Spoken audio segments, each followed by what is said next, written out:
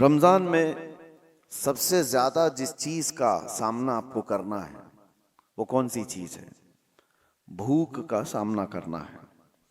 تقریباً 12 سے 14 گھنٹے کا روزہ ہوتا ہے، جس میں آپ سحری سے لے کر افطار تک پانی کا ایک قطرہ بھی اپنے حلق کے اندر نہیں ڈالتے۔ دنیا میں اور بھی کچھ مذاہب ہیں جن کے ہاں روزے کا تصور پایا جاتا ہے، فاسٹنگ، اپواس، لیکن اس کی شکل الگ الگ ہے۔ کسی کے یہاں ہے فروٹ کی اجازت ہے، پکی ہوئی چیزیں نہیں کھا سکتے۔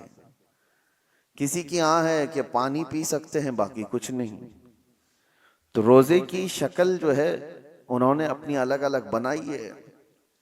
کچھ لوگوں کا ایسا ہے کہ زمین سے نکلی ہوئی چیز نہیں کھائیں گے، یا پھر اس کو ہانڈی پر پکایا گیا ہو تو وہ نہیں کھائیں گے، باقی کچھ اور چیزیں درخت سے ملی ہوئی یہ سب کھا کر کے رہ سکتے ہیں۔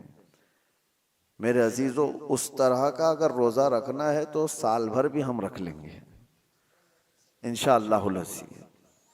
لیکن اسلامی جو روزے کا کانسیپٹ ہے، تصور ہے، وہ سحری سے لے کر افطار تک دو بڑی چیزوں سے بچنے کا نام ہے۔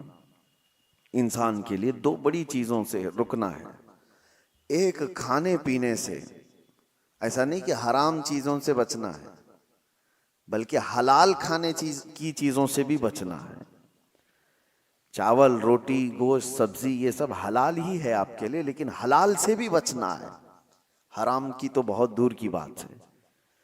دوسری جو سب سے بڑی چیز جس سے بچنا ہے، وہ انسان کو اپنی شہوت پر کنٹرول کرنا ہے، اپنی بیوی سے، صحبت سے بھی اسے بچنا ہے۔ یہاں پر بھی وہی معاملہ ہے۔ حرام تعلق تو بہت دور کی بات ہے، بیوی سے صحبت کرنا، بیوی سے جمع کرنا، اس سے تعلق قائم کرنا، یہ تو حلال ہے، لیکن روزے کے حالت میں اس حلال چیز سے بھی بچنا ہے۔ حرام کا پھر کہاں نمبر ہے؟